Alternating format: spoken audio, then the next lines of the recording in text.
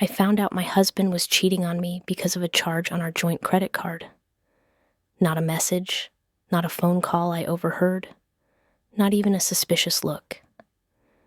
It was a single transaction for $280 at a hotel in our own city. At first I thought maybe it was a mistake. We had stayed in that hotel once, years ago, for our anniversary. I told myself maybe he had booked something for us, a surprise. But the date on the receipt was a Wednesday. That Wednesday, he told me he had a late meeting. I sat at the kitchen table staring at my phone, scrolling back through the bank app, looking for something, anything that would explain it. There were other small things I had ignored. Lunches in places he never took me. Gas stations far from his office. Twice. Charges from a flower shop. And I had never seen those flowers. I had told myself it was for clients. That was easier to believe. That night, when he came home, I asked how his meeting went. He said it was fine and went straight upstairs to take a shower. I heard him humming. My hands were shaking so badly I almost dropped my phone. I wanted to ask him about the hotel right there, but I could not make the words come out. Instead, I sat on the couch and listened to the water running. The next morning, he kissed me on the forehead before leaving for work. His tie was crooked. He smelled like the same cologne he had been wearing since we were dating. I stared at him as he walked to the car. It hit me that I did not know where he was really going. I decided not to confront him yet. I wanted proof. Real proof. The kind that would leave no room for explanations or lies. I drove to that hotel. I sat in the parking lot for 20 minutes before going inside. The woman at the front desk smiled and asked if I needed help. My mouth went dry. I asked if someone named Mark Thomas had stayed there on Wednesday night. She hesitated, looked at her screen, and said she could not give out guest information. I nodded, thanked her, and left. But I had seen her eyes flicker when I said his name. She knew. On the drive home, I kept replaying that look, the tiny pause before she answered, the way she avoided my gaze. It was enough to make my chest tighten. I knew I could call the hotel pretending to be him, but my voice would give me away. Instead, I decided to go through his emails. I waited until he was in the shower that evening. I took his laptop from the office and opened his inbox. Nothing obvious. But then I saw a folder called Work Trips. It had one email inside, just one, from a woman named Claire. No last name. The subject line was Wednesday night. I clicked it. It was short, just an address and the words, "Rooms in your name. See you there." The email had been sent from a personal Gmail address. No last name, just Claire, followed by a string of numbers. I didn't recognize it, but seeing it there made my stomach twist. I copied it into my notes before closing the message. I heard the water turn off upstairs. I closed the laptop and put it back exactly how I found it. My hands were damp from sweat. I felt like I had been caught, even though he had no idea. At dinner, he asked me about my day. I told him I had gone to the grocery store. He told me about a tough client he had to meet tomorrow. He was eating spaghetti like nothing was wrong, like he was not sleeping with someone else. I did not sleep that night. Every time I closed my eyes, I saw that email. I saw the hotel name on the credit card statement. I heard the way he said "late meeting" without blinking. My chest hurt so badly I thought I might be getting sick. The next day, I followed him. I told him I had a dentist appointment and left the house right after he did. I stayed 2 cars behind him the whole way. He did not go to his office. He drove to a cafe I had never seen before and parked. A woman got into his car. She was younger than me, blonde. They sat there for a minute, and then they drove off together. I pulled over a block away, gripping the steering wheel so hard my fingers ached. I watched them laugh about something as they got out of the car and walked toward the same hotel. He put his hand on her back as they went inside. I sat there for an hour. My phone buzzed twice, my sister asking if I wanted to meet for lunch. I stared at the screen until it went dark again. When they finally came out, they looked casual, like it was nothing, like this was their normal. She kissed him quickly before walking to her own car. He drove away, and I waited until he was out of sight before I followed. When he got home, he told me traffic had been bad. He kissed my cheek.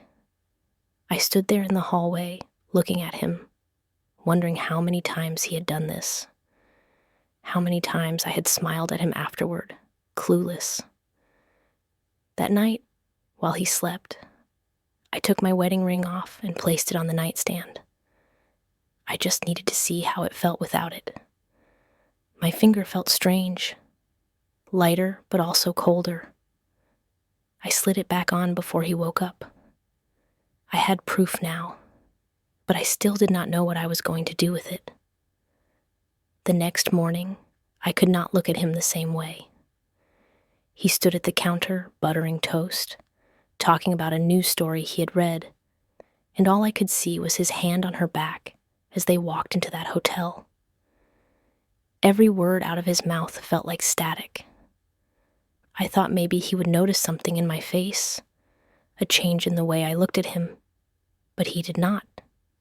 He slid the toast onto my plate, like it was any other day. I mumbled, "Thanks," and pretended to check my phone. My hand was trembling, so I put it in my lap. I had spent half the night staring at the ceiling, replaying everything. Now I was trying to figure out what to do next. I knew confronting him without a plan would be a mistake. He would deny it, twist it, maybe even make me question my own sanity. He was good at that, making me feel like I had imagined things. After he left for work, I walked into our bedroom and opened his dresser. I was looking for something, though I did not know exactly what. In the bottom drawer, under a pile of folded t-shirts, I found a crumpled receipt. It was from the same hotel. Different date. 2 months ago. I sat on the floor, holding it. It was not the first time. That was the thought I could not get rid of. This was not a mistake or a one-night thing. He had been doing this for months, maybe longer. I took a picture of the receipt with my phone and put it back exactly how I found it. My hands were cold. I realized I was listening for the sound of his car in the driveway, even though he was not supposed to be home for hours. Around noon, my sister called again. I let it ring out. If I heard her voice, I knew I would break. She would hear it, ask questions I was not ready to answer. Instead, I opened my laptop and started searching for Claire. I had her email address from that message I found. It was a personal email, not a work one. I typed it into social media searches, into Google, even into People Finder sites. It took me almost an hour to find her. I'd seen her once before, from a distance, in the passenger seat of his car. But the glimpse had been too quick, her face half turned away. Now, seeing her profile picture, I knew for certain it was the same woman. She had a private account, but the profile picture was clear enough. The same blonde hair I saw in the parking lot. She looked younger than I first thought, maybe late 20s. In the picture, she was standing in front of a Christmas tree, holding a mug. She looked comfortable, happy. I stared at her face, trying to understand what made her worth the lies. I closed the laptop. My stomach was tight, like I had been holding my breath too long. I wanted to call her, ask her if she knew he was married. But the thought of hearing her voice made me feel sick. By the time he came home that night, I had decided I needed more than pictures or receipts. I needed something he could not talk his way out of. He walked into the house carrying takeout, Chinese food from the place we used to go to every Friday. I wondered if he even remembered that. We had not been there together in months. While we ate, he asked if I had gotten much done that day. I said I had cleaned the pantry.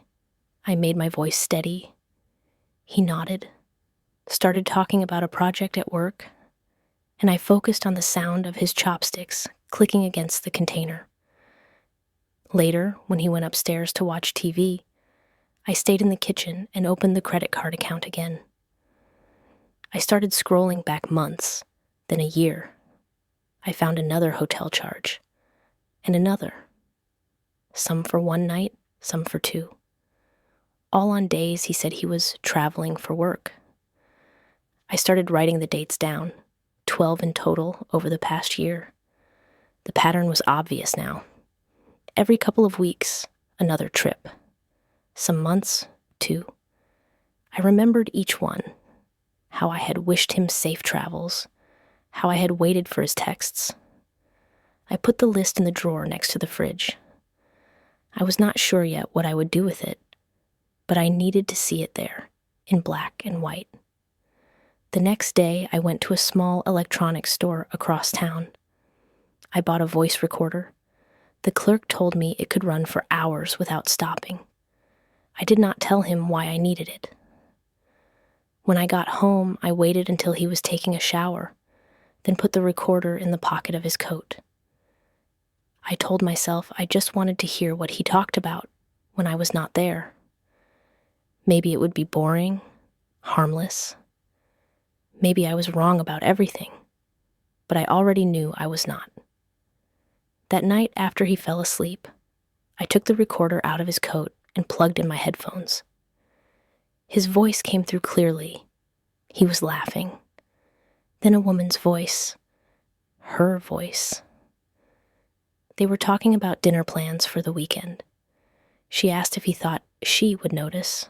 He said, "She never notices." I stopped the recording. My hands were shaking so hard I had to put it down. I sat on the edge of the bed, listening to him breathe in his sleep. The next morning, I told him I had a hair appointment. I drove to the hotel instead. I sat in the parking lot for an hour, just watching people go in and out. At one point, I thought I saw her. She was wearing sunglasses, walking quickly. I almost got out of the car, but my legs felt heavy. I drove home without going inside. My hair appointment had been a lie, but it still felt like I had been somewhere I should not. That night, he asked if I wanted to go out for dinner on Saturday. He said we had not done that in a while. I looked at him, wondering if that was the same night she had mentioned in the recording. I said yes. I was already planning what I would do. Saturday came faster than I expected. All week, I had been watching him closely, trying to see any sign that he knew I was on to him. There was nothing. He moved around the house as if everything was normal, kissed me goodbye in the mornings, sent short texts during the day. On Friday night, he reminded me about our dinner plans. He said he had made a reservation downtown. I nodded and asked what time. He said 7. I smiled like it was just another date night. Inside, I was running through what I had prepared. Saturday morning, I left the house early. I told him I was meeting a friend for coffee. In reality, I went back to the electronics store.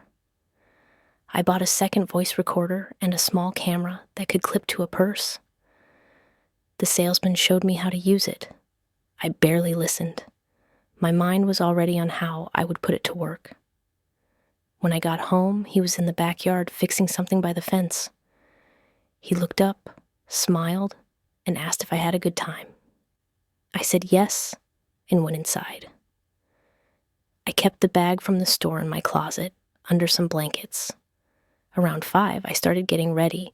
He came in at 6, freshly showered, wearing the shirt I had given him for his birthday last year. I could not stop thinking that maybe she had seen that shirt too. We drove in silence for most of the way. He had the radio on, talking about the music, but I barely heard him. I was focused on the time, 7 o'clock. If my guess was right, she would be somewhere else waiting for him tonight. The dinner was just a cover. When we pulled up to the restaurant, he parked and reached for his phone before getting out. I noticed the way he turned the screen away from me. Inside, he seemed relaxed. He ordered a bottle of wine without asking me first, which he never did. He talked about work, about a client who was giving him trouble. I nodded in the right places, smiling when he looked at me. But every time he glanced down at his phone, my stomach tightened. Halfway through the meal, he excused himself to take a call. I watched him walk outside, phone pressed to his ear. Through the window, I could see him smiling. He was not talking like a man dealing with a client. When he came back, he said it was just work. He picked up his fork and kept eating. I asked no questions. We finished around 8:30. He paid the bill quickly, glancing at his watch. Then he suggested we go for a drive before heading home. That was not something he usually did. I agreed. He drove us across town, past neighborhoods we never went to. Finally, he pulled into the parking lot of a bar I had never been to. He said he needed to meet someone quickly. I told him I would wait in the car. He hesitated, then nodded and got out. The moment he was inside, I grabbed the small camera from my purse and clipped it to my jacket. I followed him a few minutes later, keeping my distance. He was at the far end of the bar, leaning in close to a woman. Even in the dim light, I could see it was her. Claire. She laughed at something he said and put her hand on his arm. They stood like that for a while, talking, as if no one else existed. I recorded everything. At one point, she touched his face, and he kissed her quickly, like it was a habit. I left before they could see me. I sat in the car, heart pounding, watching the door. 20 minutes later, they came out together. He walked her to her car, opened the door for her, then stood there talking until she drove away. When he got back into our car, he said it was just a coworker he had needed to check in with about a project. I nodded and looked out the window. On the way home, he was in a good mood, humming along to the radio. I kept my hands folded in my lap, feeling the camera in my jacket pocket. That night, while he was in the shower, I downloaded the video onto my laptop. It was clear enough to recognize them both. I copied it onto a flash drive and hid it in my desk drawer. The next day, he acted like nothing had happened. He made breakfast, read the paper, asked if I wanted to go for a walk. I said I had things to do around the house. When he left for the grocery store, I took the second recorder from the closet and put it in his gym bag. I wanted to see if he would meet her again. By the time he came back, my heart was racing. I tried to act normal, asking about the store, helping him put things away. That evening, he told me he might have to go into the office the next day. I just nodded. The following afternoon, when he left, I waited 15 minutes before checking the tracker app I had installed on his phone weeks ago. He was not heading to his office. He was driving toward the same hotel. I grabbed my purse and left. I stayed a few cars behind until he turned into the hotel parking lot. He got out, carrying only his phone. Moments later, Claire appeared from another car. They went inside together. I parked far enough away so he would not see me and waited for over an hour. My phone felt heavy in my hand. I wanted to call him, scream at him, but I stayed still. When he finally came out, he was alone. He got into his car and drove away. I followed at a distance until he pulled into our driveway. He was already in the kitchen when I walked in. He said he had picked up some takeout for lunch. I smiled and thanked him. My hands were still cold from gripping the steering wheel. That night, I took the recorder from his gym bag and listened. It was the same as before. Laughter, her voice, plans for next weekend. I turned it off halfway through. I had more than enough proof now, but I still had not decided what to do with it. The morning after I listened to that last recording, I woke up before him. I lay there, staring at the ceiling, feeling the weight of the flash drive in the drawer, the receipts hidden in my phone, the video saved on my laptop. It was all there, locked away, but doing nothing. When he rolled over and put his arm around me, I stayed still. He murmured something about breakfast, kissed my shoulder, and got up. I listened to his footsteps going down the hall. I made coffee and sat at the table, watching him move around the kitchen like he had a right to be here. He talked about a co-worker's retirement party coming up next month. I nodded, wondering if Claire would be there too. By the time he left for work, I had decided to call someone. Not him, not her, someone neutral. I scrolled through my phone and landed on Erin, an old friend from college. We had not spoken in months, but she was the one person I trusted not to judge me. When she picked up, her voice was warm, almost too warm. I told her I needed to talk, and she suggested meeting for lunch. I almost said no, but then I heard myself agreeing. At the restaurant, she asked if everything was okay. I told her about the hotel charges, the video, the recordings. She did not interrupt.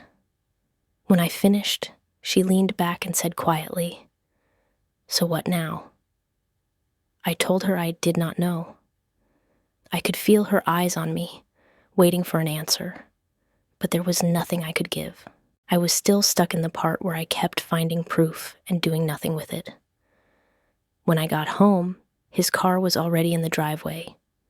It was earlier than usual. Inside, he was sitting on the couch, flipping through channels. He smiled when he saw me and asked how lunch was. I said it was fine. He asked no follow-up questions. That evening, he suggested we watch a movie. I sat next to him, the side of my leg pressed against his, and kept my eyes on the screen. I could feel the tension in my jaw from keeping quiet. The next morning, he mentioned that he might be traveling later in the week. My pulse quickened. I asked where, and he said Chicago. I knew immediately that it was a lie. There had been no bookings, no receipts for flights. He was planning another meeting with her. After he left for work, I opened his laptop again. This time, I went through his messages on social media. Most of them were harmless, but in the hidden message folder, I found more from her. Short lines, times, addresses. One just said, "Same place, Thursday." I took a screenshot and sent it to my email. I closed everything quickly when I heard his car in the driveway. But when he walked in, it was just to grab a folder he had forgotten. He kissed me on the cheek and left again. That night, I did not sleep. I kept turning over scenarios in my head. Confront him with everything at once. Confront her. Leave without saying a word. Each one felt impossible. Wednesday morning, I followed him again. He drove to his office this time, stayed for a few hours, then left around noon. I stayed parked down the street, waiting. An hour later, he returned, carrying a paper bag from a deli. He walked inside without looking around. It hit me then. He had become too comfortable. He believed I would never suspect a thing. That belief was what had kept him safe all this time. On Thursday, I woke up early and put the flash drive in my purse. I drove to Erin's apartment and handed it to her. I told her not to open it unless I asked. She looked at me like she wanted to ask why, but she just nodded. That afternoon, he called to say he would be home late. My heart pounded as I tracked his phone. The dot on the map stopped at the hotel. I stared at it for a long time before closing the app. When he came home hours later, he smelled like the cologne I had given him for Christmas. He said the meeting had run long. I told him I was going to bed early. I lay in the dark, listening to him move around the bedroom, wondering if I would ever tell him I knew. The next day, I drove to the hotel myself. I went inside and booked a room under my name.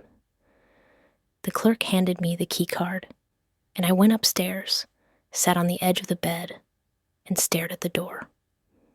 I imagined him walking in, seeing me there, but he never came. By evening, I checked out without using the room. I drove home in silence, the key card still in my pocket. When I walked in, he was sitting at the table, eating leftovers. He asked if I had a good day. I told him it was fine. That night, I put the key card in the same drawer as the receipts. Another piece of proof, even though it proved nothing to anyone but me. I knew then that I was not ready to end it. Not yet. But I also knew that every day I waited, I was letting him win.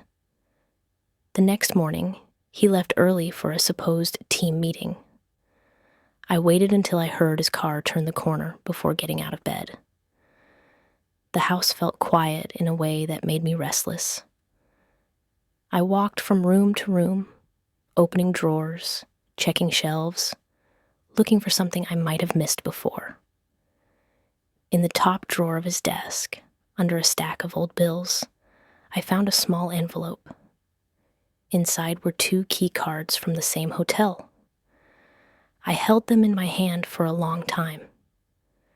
They were identical to the one in my own drawer. I put them back exactly where I found them and sat in his chair. My phone was next to me on the desk. I opened the tracking app.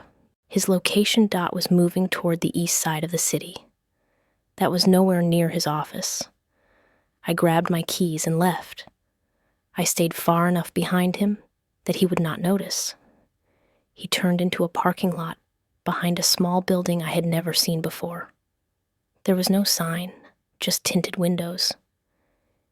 He parked and stayed in the car for a few minutes, looking at his phone. When he got out, Claire was already walking toward him from the opposite direction. They hugged, quick but familiar, then went inside. I stayed in my car, staring at the door they had just used. After 20 minutes, I forced myself to drive away. I knew if I stayed, I would be tempted to go in, and I was not ready for that. Back home, I sat at the kitchen table trying to eat something. The food tasted like nothing. My phone stayed in my hand the whole time, as if I could will him to come home early. He finally walked in around 5, carrying a coffee cup and a paper bag. He said he had been in meetings all day. I asked if he was tired, and he said, "Not really." He smiled, like he believed the lie had landed. That night, I opened my laptop and watched the video from the bar again. This time, I noticed small things, the way he leaned in when she spoke, how he kept his hand near hers without touching. It was careful, practiced. I copied the file onto a second flash drive. I hid it in my winter coat pocket, even though winter was months away. The next day, I went to Erin's apartment again. I told her I might need her to hold on to more things. She didn't ask questions, just cleared space in a drawer. I left the second flash drive there. When I got home, he was on the couch with his laptop, typing something. He closed the screen when I walked in. I asked what he was working on, and he said it was nothing important. I sat across from him and watched his face. He kept his eyes on the TV. Later that night, he told me he was going to a friend's house on Saturday, a guy's night. He said it casually, like it was a normal thing. I asked which friend, and he named someone I had met only once. I nodded, pretending to accept it. On Saturday, he left around 7. I waited 15 minutes before checking the tracker. The dot moved steadily toward downtown, then stopped near the hotel. I drove there, parking a block away. I saw his car almost immediately.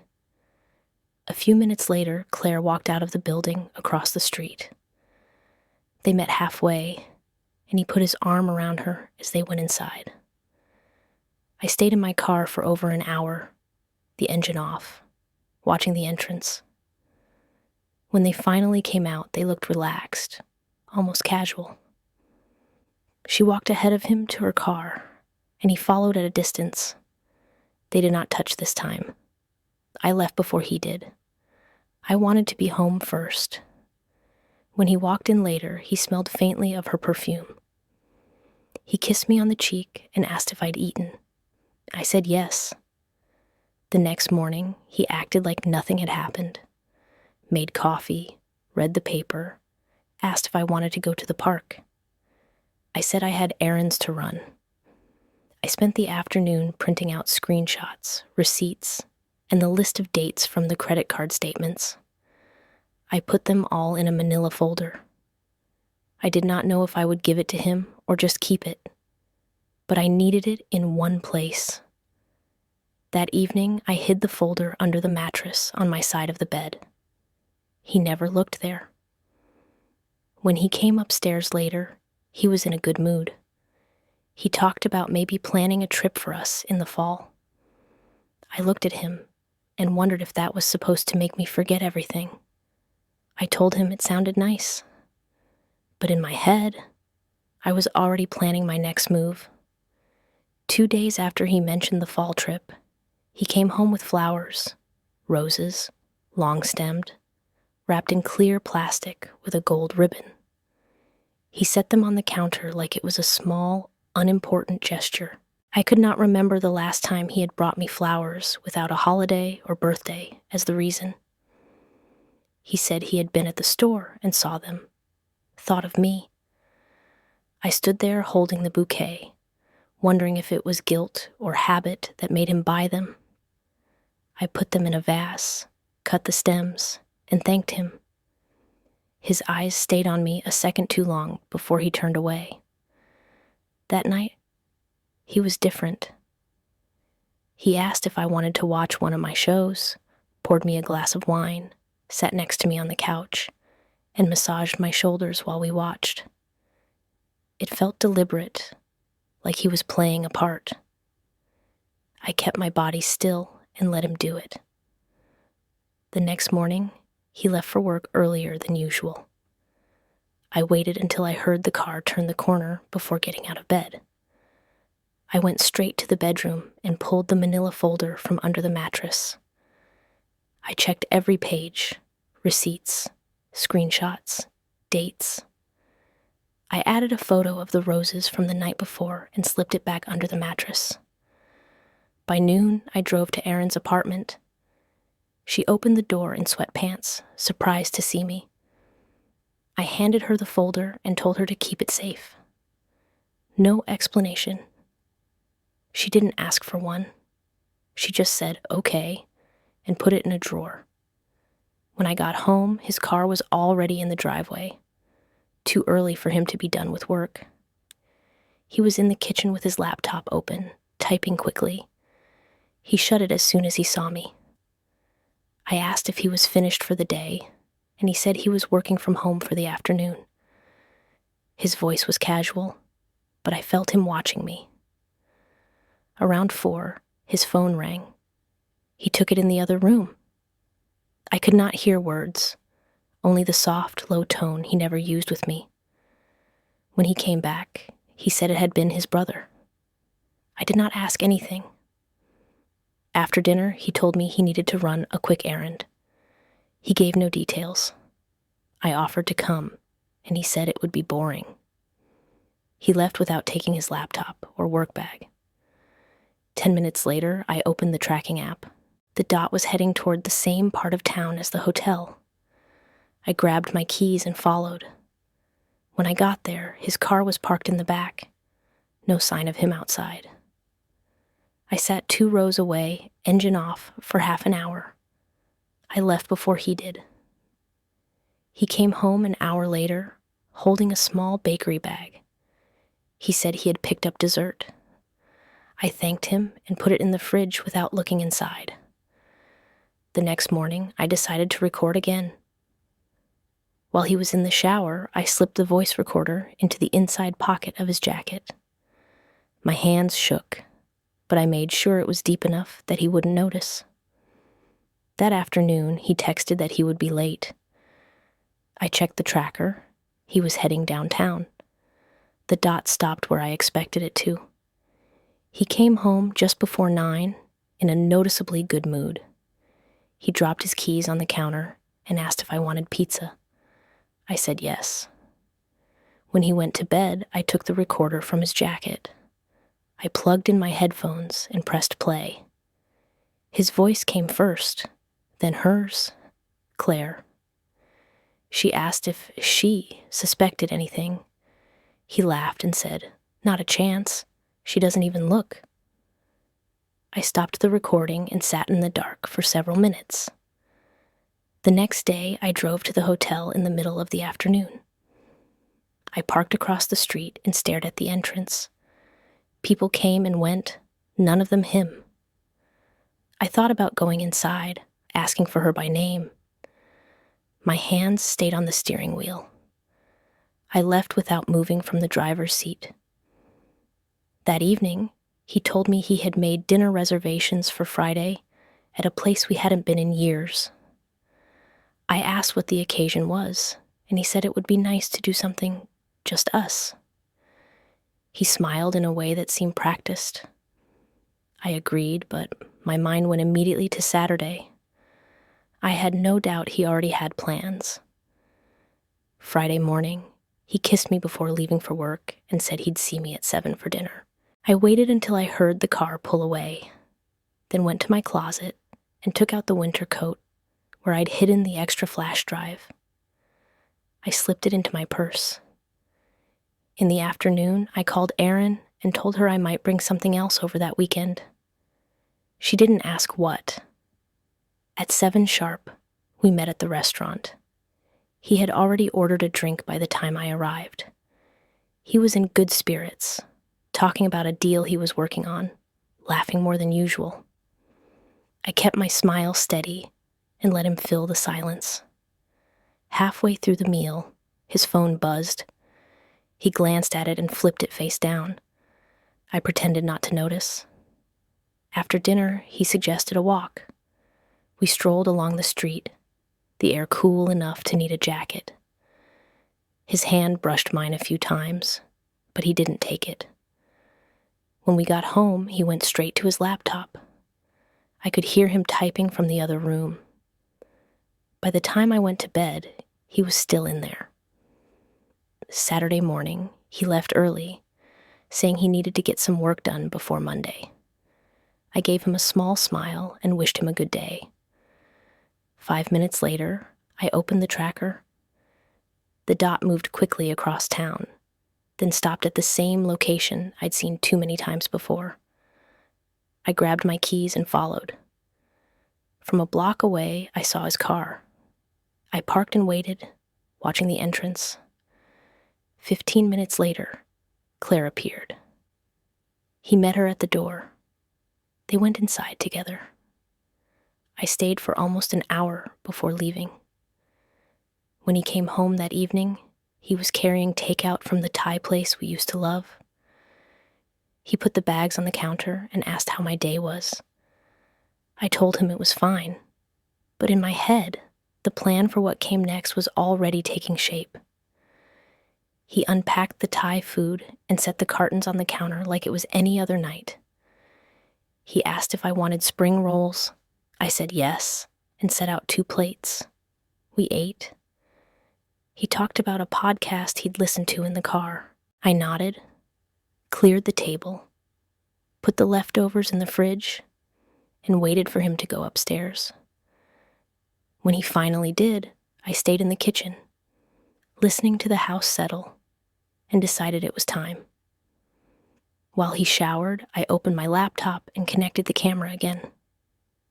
I copied the bar video into a new folder called Wednesday and added the audio files from the recorder.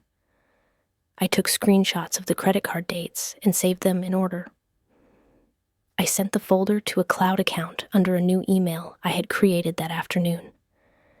Then I forwarded the link to Aaron with no message. I deleted the sent email, emptied the trash, and closed the laptop when I heard the water turn off. He climbed into bed, scrolling on his phone. I lay on my side with my eyes closed, waiting for his breathing to slow. When it did, I slid out from under the covers, took his jacket from the chair, and moved the recorder into the pocket of his work bag. I checked the battery, pressed record, and put the bag back exactly as it had been. In the morning, he kissed my forehead and said he might go for a run. I asked how long he'd be gone. He said an hour. I watched him tie his shoes and leave. As soon as the door shut, I took his laptop from the office, opened a new document, and pasted the list of dates and places I had compiled. I printed 2 copies and slid them into a plain folder. I put the folder in my bag, grabbed my keys, and left before he returned. At a copy shop across town, I asked them to print a still frame from the bar video, one where both faces were clear. I bought a 3-ring binder and plastic sleeves and slid the stills and date list inside. I labeled the spine with masking tape and a black pen, just the date I started collecting proof. In the car, I opened the email address I had for Claire and sent a short message from the new account. I asked to meet for 10 minutes at a coffee shop near the river at noon. I wrote that no one needed to know. 10 minutes later, she replied with one line. She could do noon. I arrived early and chose a table by the window. She walked in on time, hair in a low ponytail, no makeup. She saw me immediately and came over. I told her my name and watched her face when I said his. No reaction. I slid 1 printed page across the table, the list without the stills. She looked at it, then said they had met last winter. She said he told her he was unhappy, that home was complicated, that it was temporary. She admitted she hadn't known he was still living with me until recently, and even then, she thought we were separated. That, she said, was what made her agree to keep seeing him. She asked if I lived with him. I didn't answer. I circled 2 dates on the list and asked if they were hers. She nodded and added one I had missed. She gave me the name of another hotel. I told her I had proof. She said she understood. She asked if I planned to tell his boss. I told her I hadn't decided. She said she didn't want trouble. I said I just wanted the truth documented. She promised to stop seeing him. I didn't respond. I stood, put the page back in the binder, and told her there would be no second meeting. She nodded and left. In the car, my phone buzzed. It was him, asking if I could pick up milk. I typed, "Sure," and started the engine. At home, he was on the couch watching a muted game. He noticed the binder in my bag and asked if I was organizing something. I said I was sorting receipts for taxes. He didn't question it. That evening, while he was in the shower, his phone lit up on the counter. The message preview was from a number I didn't recognize, but the name was hers, shortened. The text was a time and a room number. Tomorrow. I took a photo of the screen, added it to the binder with the hotel name she had mentioned, and drove to Erin's. I handed her the binder and told her to keep it safe. I told her tomorrow there would be a room and a time. She asked if I wanted her with me. I said no. Driving back, I decided I wouldn't stay in the car this time. He would see me. When I got home, he was rinsing dishes. He said he had an early meeting in the morning, might leave before I woke up. I said okay. Before dawn, I dressed in jeans and a jacket with deep pockets. I put my phone, keys, and small camera inside. I took the recorder from his work bag and put it in my purse. As I reached for my keys, his phone buzzed with the same message confirming the time and room number. I picked it up without thinking. The vibration stopped. The front door clicked. He was standing there, travel mug in hand, looking from me to the phone. He was still in the doorway when I put the phone down. I could feel him watching my hand leave it. It buzzed, I said. I thought it might be important. He didn't move for a second, then walked over, picked it up, and pressed the button to turn off the screen. I have to go, he said. His tone was flat, no edge, no warmth. He left through the garage, the door shut, and I waited long enough to make sure I didn't hear it open again. Then I took my keys from the counter, went to my car, and opened the tracker app. His dot was already moving toward the highway. I drove a different route, keeping enough distance that I wouldn't appear in his mirrors. At the hotel, I parked behind a delivery truck 2 lots over. I had the camera running in my jacket pocket before I even stepped out. At 8:47 a.m., he walked through the main doors with his phone in his hand. Claire was right behind him. They didn't touch. They didn't even speak as far as I could tell. But they went inside together without slowing. I stayed where I was, eyes fixed on the entrance. At 9:32, he came out first, looking at his screen. She followed 30 seconds later. They didn't leave together. She got in her car. He got in his. I let him drive away before I moved. Instead of following, I went straight to Erin's. I handed her the camera and asked her to upload the file into the folder. She asked if there was more. I told her just to save it and keep the folder as it was. When I got home, his car wasn't in the driveway. I made coffee and sat at the table. The image of him in the doorway, seeing me with his phone, kept looping in my head. It wasn't surprise on his face. It was calculation. He came home just after 12:30, smiling. "Lunch?" he asked, like nothing had happened. "No, I'm fine," I said. He ate while talking about some meeting that morning. He named people I didn't know and gave details I didn't ask for. I nodded twice, just enough to keep him talking. The afternoon was quiet. He worked in the office. I stayed in the living room.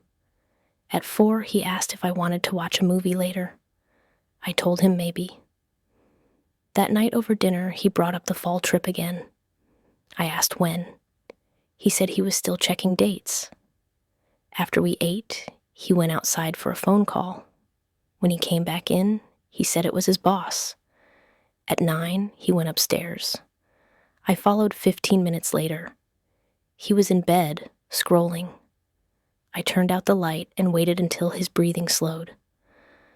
Then I got up, went to the garage and sat in my car with the tracker open. The dot didn't move. I waited 20 minutes before going back in. The next morning, he said he had another early start and might be late. After he left, I texted Erin to say I needed the binder back. I drove to her place, picked it up, and brought it home. On the kitchen table, I added 2 printed stills from the video I'd taken that morning and a screenshot of the text confirming the meeting time. I zipped the binder into a canvas bag and pushed it under the couch cushion. I kept the tracker open all afternoon. His dot stayed at the office. At 5:16, it moved to the hotel again. I told myself I didn't need to go. 10 minutes later, I was already on the road. I parked farther away and stayed in my car. At 6:48, he came out alone. I watched him drive off and waited until the lot was nearly empty before leaving. When I got home, he was in the kitchen washing lettuce. "Want some?" he asked. "No thanks," I said. He ate standing up, scrolling on his phone. At one point, he held it up to show me something. I pretended to look. When he was asleep later, I pulled the binder from under the couch and went through it page by page. It wasn't to check if anything was missing. I just wanted to see it all together. The still from the bar, the list of dates, the screenshots, the new images from today. The pattern was complete now. In the morning, he spotted the binder immediately and asked what it was. I told him I was sorting papers. He poured coffee, said he had calls all day, and left. Once the garage door closed, I took the binder back to Erin. I told her it might be the last time she kept it. She didn't ask why. She put it in the drawer and closed it. At home, I deleted the email account I'd used with Claire. I wrote the login on a scrap of paper and burned it over the sink until it was nothing but ash. I printed the bank statements again, highlighting every charge that matched a date from the list. I clipped the pages together and set them by the front door. He texted at noon, "How's your day?" I replied, "Fine." 10 minutes later, "Dinner out?" I replied, "Maybe." At 3, his dot moved from the office to a strip mall for 20 minutes, then back. I didn't need to know why. At 5, he came home with another bouquet of roses. "They were on sale," he said. I cut the stems, put them in a vase, and thanked him. We ate leftovers. He talked about a conference next week. He said flights were expensive, so he might drive. I just listened. After dinner, he stepped outside to make another call and came back saying it was his boss. He asked if I wanted to watch something. I told him I was tired. When he was asleep, I checked the folder in the cloud. Everything was there. I made a second share link, sent it to a new email address, and saved the link in a locked note on my phone. Close to midnight, I took a photo of the roses and added it to the folder with today's date. I woke before him. I packed a small bag with a change of clothes, my charger, passport, the spare car key, and the small camera. I hid it in the hall closet behind blankets. He came into the kitchen with his travel mug. "Long day," he said. "Wish me luck." "Good luck," I said. The garage door closed. I opened the tracker. His dot was moving toward the highway. I sat at the table for 10 minutes, then pulled the binder from under the couch and placed it on the table. Tomorrow, it would leave the house with me. The binder was on the table when I came back from the hall closet. I hadn't taken it that night after all. Something in me wanted it visible, right there on the table where I could see it in the morning, as if its weight might push me to make the next move. I pulled it closer, unzipped the canvas bag, and checked every page. Nothing was missing. I left it open to the last screenshot, the one with the hotel name, time, and room number. I opened the tracker. His dot was stationary at the hotel. The timestamp said he'd been there for 19 minutes. I picked up my purse, slid the small camera into the outer pocket, and took the spare car key from the dish by the door. I didn't call Erin. I didn't send a message to Claire. I didn't take the binder with me. The parking lot was half full when I arrived. I parked 3 rows over from his car and angled my seat toward the entrance. The camera was recording before I cut the engine. At 9:11, he walked out. Alone. No jacket, just his shirt sleeves rolled up. He checked his phone and headed for his car. I stayed low in my seat until he was gone. I didn't follow him. Instead, I went inside. I gave the clerk his name and asked if he'd checked out yet. She glanced at her screen, then said she couldn't give out guest information. I thanked her and left. In the car, I pulled up the cloud folder and uploaded the parking lot video. I dated it, then sent the updated link to the second email address. I sat there for 10 more minutes, then started the car. I didn't drive home. I went to a bank branch across town, one where we'd never been together. I withdrew half of the joint account balance in cash and put it in an envelope. From there, I went to a storage facility. I signed for a small unit, paid 3 months up front, and put the envelope in a lockbox inside. The clerk handed me 2 keys. I kept one in my purse and slid the other into my wallet behind my driver's license.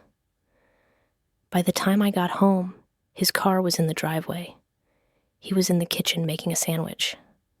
"Hey," he said, like we'd just missed each other by minutes. I asked how his morning had been. He said, "Productive?" He asked about mine. I said I'd run errands. We ate together at the table. He talked about a new account at work. I didn't ask questions. When he went into the office to work, I took my bag from the closet and moved it to the trunk of my car. The change of clothes, passport, charger, and camera were all still inside. I locked the trunk and went back in. At 4, he came out and asked if I wanted to go for a walk. I said I had things to finish. He went alone. While he was gone, I took the binder from the table, put it back in the canvas bag, and hid it behind the seat in my car. He came back half an hour later. "Nice weather," he said. I nodded. That night, he was in a good mood.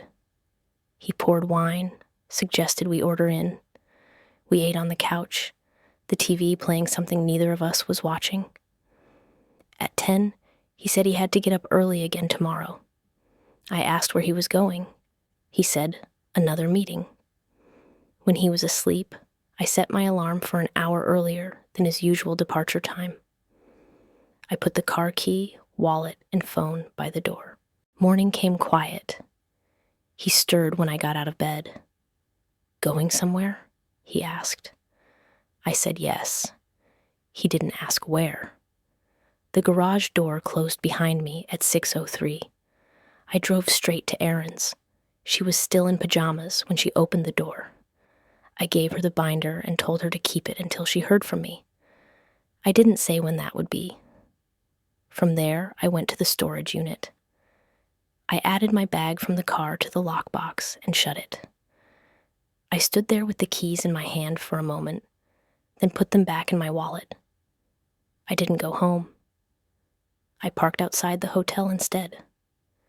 At 8:47, his car pulled in. Claire arrived 2 minutes later. They walked in together. I waited until 9:15, then got out of my car. I went into the lobby, walked past the front desk without looking at the clerk, and stepped into the elevator. I pressed the button for the floor on the room number I'd memorized from the message. The hallway was quiet. I walked to the door and stopped. I didn't knock. I just stood there long enough to hear voices on the other side, his and hers. I turned and walked back to the elevator. I didn't run, but my hands were in fists by the time the doors closed. Back in my car, I opened the tracker and took a screenshot of his location. I uploaded it to the folder, then texted Erin, "Keep it safe." I drove away without looking back at the hotel. The road out of town was empty. By the time he came home that evening, the storage unit key was already in my pocket, The car trunk was empty, and the binder was 2 neighborhoods away. He asked if I wanted to watch a movie. I said no. I had everything I needed. What would you do in my place? Please write your thoughts in the comments. I will be happy to read them.